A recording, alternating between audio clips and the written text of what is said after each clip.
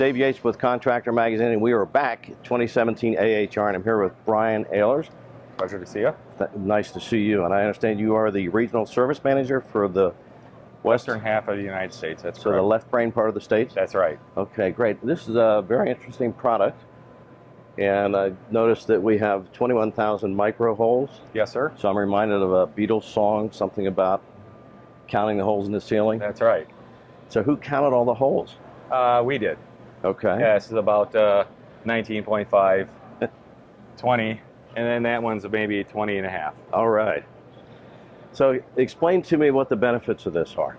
Well, the benefit of having this micro channel set up is we're not going to directly have wind or cold air blowing on an individual when we don't need it to be. It's more for comfort.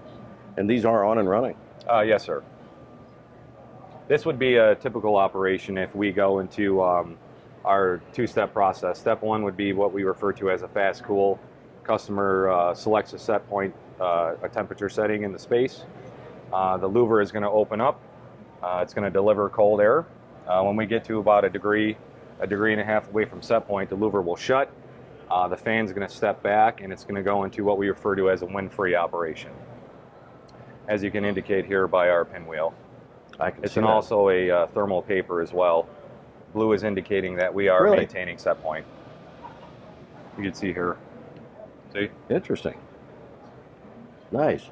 So these are true inverters? Yes. And we got a new style compressor too. It's an 8-pole style compressor as well. Okay. What that is doing is that's taking our the outdoor unit vibration down, harmonics and everything else, to keep operation on the outside of the home quiet. Is there a minimum line set length? It's standard split system. Okay. So I'd say right about 50 feet. I mean, as far as minimum. Vertical separation is about 25 feet. 25 feet? Yes, sir. And how short of a line set? Would be anywhere from 10 feet.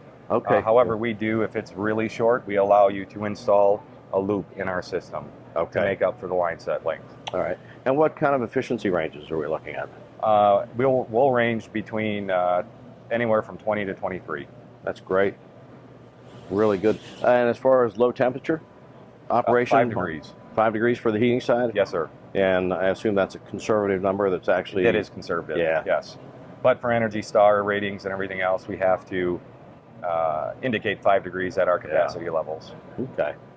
That's great. Well, thank you very much. You're welcome. Appreciate the time. Nice meeting you. Nice to meet you. We are back with Samsung and Fred Weddington, East Coast Service Manager, so right side of the country, the right brain side, or just the right side of the country. That's correct, both ways.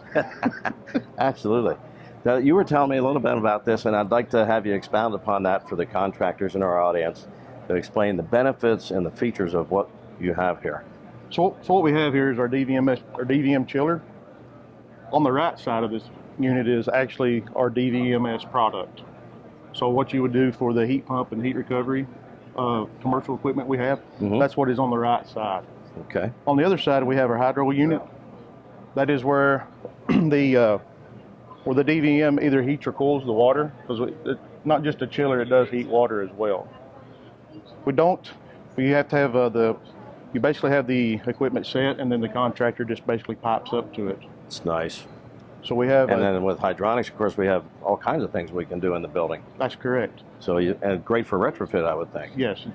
So a lot of people who we have talked with about it, they've got old units, old chillers that are getting old, and they take up a lot of space out in like little areas. They've seen this and realized that they'll be able to have a smaller footprint in like their little mechanical rooms. And we talked about that earlier. We can actually put this inside a building, and then we can duct it out. Yeah, and I heard, what was the friction factor? 0.3. 0.3. So we have the ability to duct it out, keep it inside the building so it's out of the weather, longer lifespan, easier for service techs because now we're not on the roof, out in the weather trying to repair something or work on something. Because that's our things that we have to deal with. We're always in the heat and the cold. We never get to enjoy what we fix. We have to move on. That's right. That's exactly right. And we're always there in the worst weather conditions. So what kind of tonnage are we looking at? We got 10 and 15 ton modules. Okay, and we can couple those together? We can we can module up to 240 tons. So you would just have them set with each other. You have the ability of taking them, setting them up in different groups. So you'd have this module, You have up to 16 in a group, so you would be able to break them out, so you can have them different run times if you wanted to. Okay. The controls for it, basically, are typical. It goes F3, F4 on our equipment, so it doesn't require anything but one controller. It can control all the units in that group.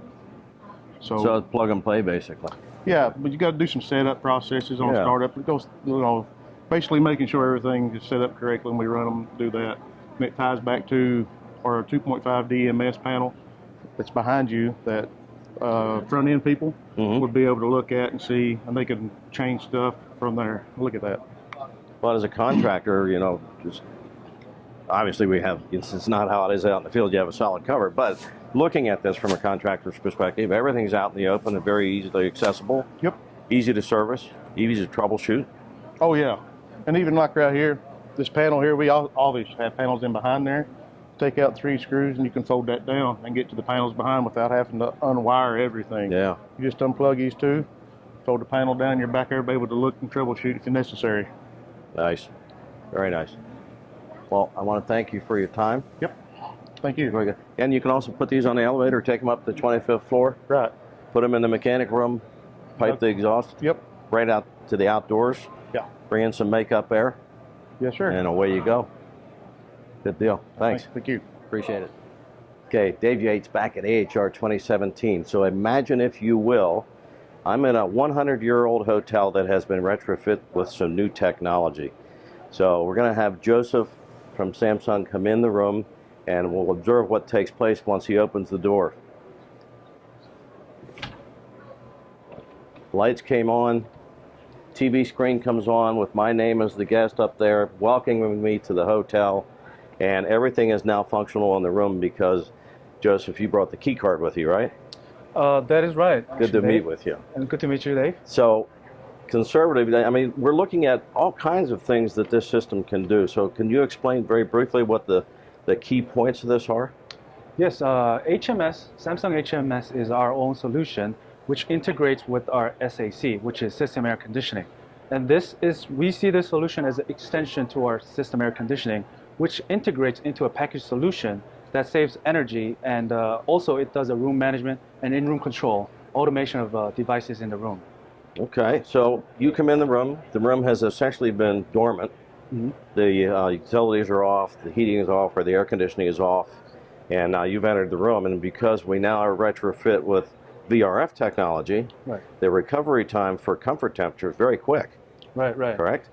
And so what happens then when I go to sleep? Oh, it actually has different modes. So during the night, when the guest sleeps, it goes into sleeping mode, where it cuts down the use of the energy.